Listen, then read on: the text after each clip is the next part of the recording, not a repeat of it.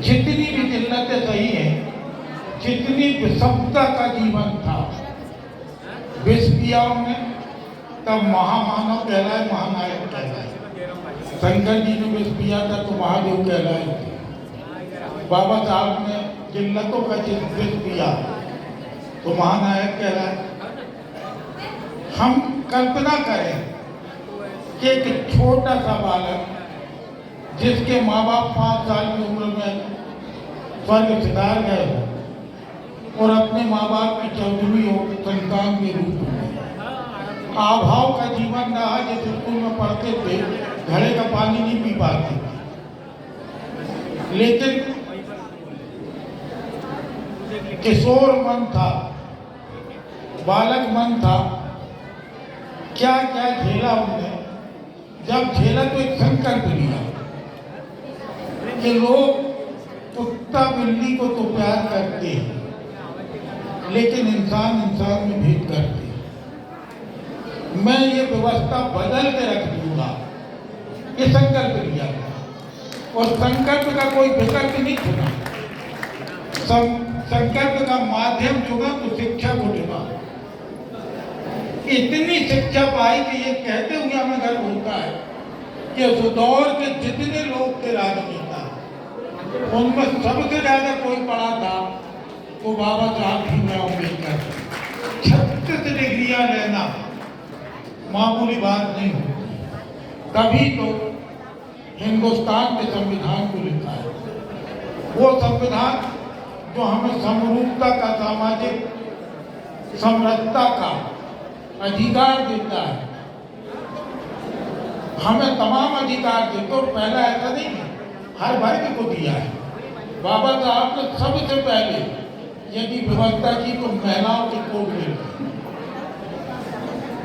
महिलाओं के स्वास्थ्यता की व्यवस्था की बाबा साहब ने।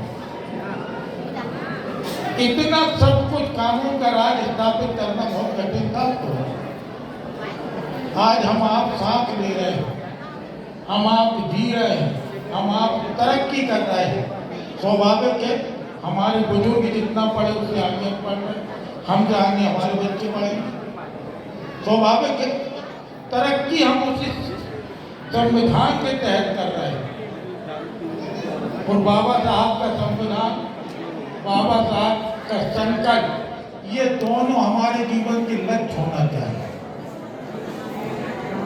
मैं ये मंच तो नहीं है लेकिन दौर ऐसा है, इस दौर में बहुत ज्यादा जरूरी है कि हम सजग और सतर्क रहें कि वो संविधान जो हमको सम्मान से जीने का अधिकार दे रहा है उसको कोई चोट ना पहुंचा पाए, उसको कोई खंडित ना कर पाए।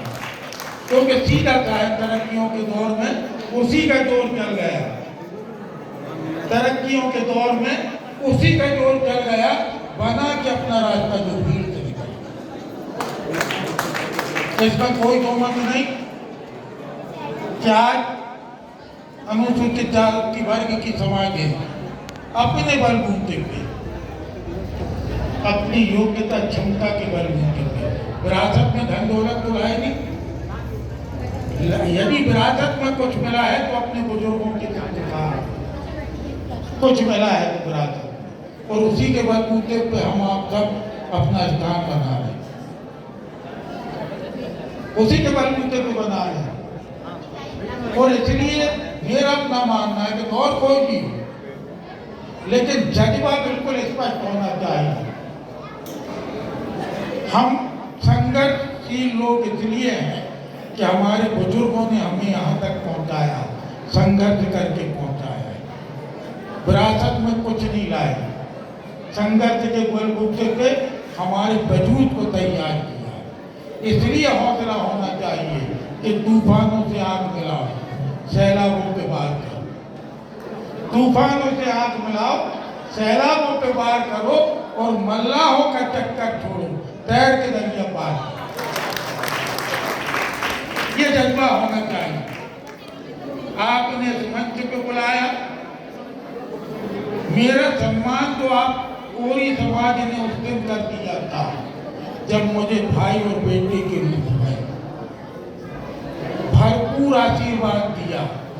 हर चुनाव में मेरे साथ आपका समाज खड़ा रहा, एक भाई और बेटे के रूप में हमेशा आशीर्वाद भी दिया, प्यार इसने सब कुछ दिया।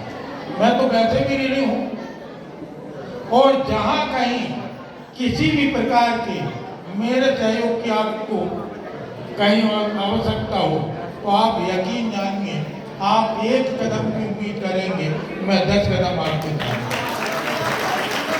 आपने यहाँ बुलाया, सम्मान की एक औपचारिकता को आज पूरा किया, इसके लिए कृतज्ञ हूँ। आप सबको बहुत बहुत धन्यवाद देता हूँ। धन्यवाद, जय हिंद। जोरदार तालियां बजाते हैं भैया के लिए। चंद्रायन भैया, आपके लिए कहना चाहता हूँ कि किसी के गिराने से सिकंदर नहीं गिरता, किसी के गिराने से सिकंदर नहीं गिरता और आसमां से टूटकर सितारा नहीं गिरता। दरिया ही जाकर गिरा करते हैं समंदर में, समंदर कभी लौटकर दरिया में नहीं गिरा करता। तो बहुत बड़ी बात है और हमारे भैया ने बहुत सारा आशीर्वाद हमको दिया अपने स्नेह वचन के साथ हमारे बीच मौजूद हैं। मैं निवेदन करूंगा, हमारी दीदी भाभी सभी कहता हूं मैं इसलिए क्योंकि दीदी भी हैं, भाभी भी हमारे बीच से, हमारे समाज से जो पार्षद पद पे एक बार नहीं बार बार रेणु कोहली जी से निवेदन करूंगा कि वे अपने वचनों के साथ यहाँ पे, अपने स्नेह वचनों के साथ यहाँ पे मौजूद रहेंगे। भैया को सुनना भी है, आपको भी सुनना है, सभी को सुनना है। मैं चाहूंगा रेणु दीदी हमारी।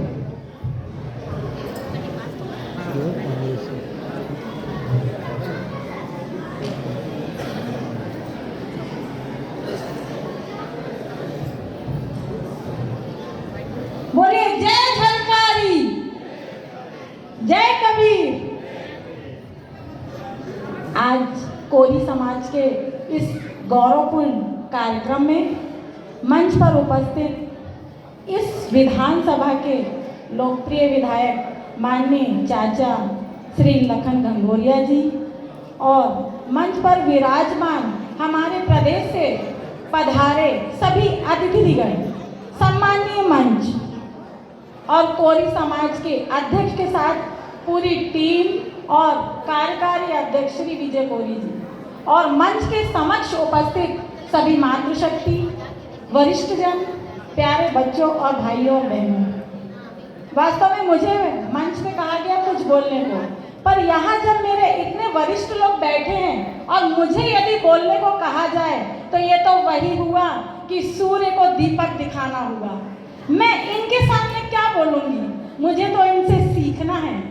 यही वो हमारे प्रेरणा स्रोत हैं जो हमें आगे चलने का मार्गदर्शन देते हैं। अभी मंच पर मेरा स्वागत किया गया, मेरे ही समाज के मेरे वरिष्ठों ने मेरा स्वागत किया। वास्तव में मैं कहूँ, मैं बहुत भावुक हो गई थी। मुझे ऐसा लग रहा था कि मेरे ही परिवार ने मुझे इतना सर आंखों पे बिठा दिया और ये आशीर्वाद दिया कि इन्हीं आशीर्वाद के साथ शायद मैं आगे का रास्ता तय कर पाऊँ और आप सबकी शुभकामनाओं से शायद आगे और चल पाऊँ।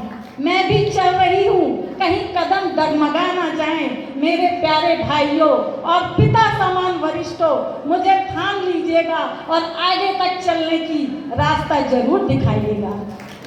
समाज के लिए क्या बोलूं, समाज से बस एक ही विनती कर सकती हूँ कि जैसे कहते हैं सरकार तो 50% दे रही है मातृशक्ति के लिए, तो मैं मातृशक्ति से सिर्फ एक निवेदन और आग्रह करना चाहती हूँ कि हम सब भी आगे बढ़े, निकलें और अपनी ताकत को पहचानें। ये हमारे घर के हमारे भाई, हमारे पिता हमें जरूर आगे बढ़ाएंगे, क्योंकि आज जिस तरह से मेरा सम्मान मेरे भाइयों ने, मेरा पिते तो लोगों ने किया, मुझे वास्तव में बहुत ही भावुक तौर पे मुझे आँख में आंसू आ गए कि यही वो कंधे हैं जो मुझे आगे तक बढ़ाएंगे।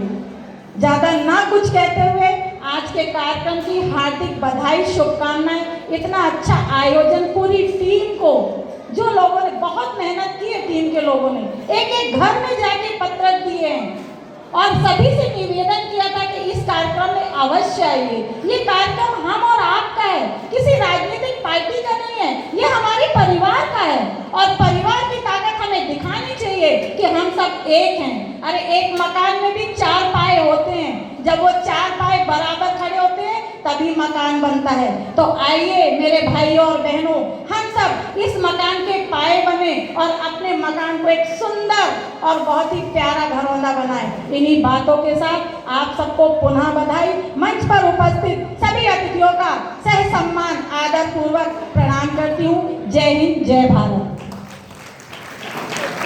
बड़ी प्यारी बात रेणु दीदी ने कही कि चार पायों से मिलकर एक मकान, चार जब स्तंभ बनेंगे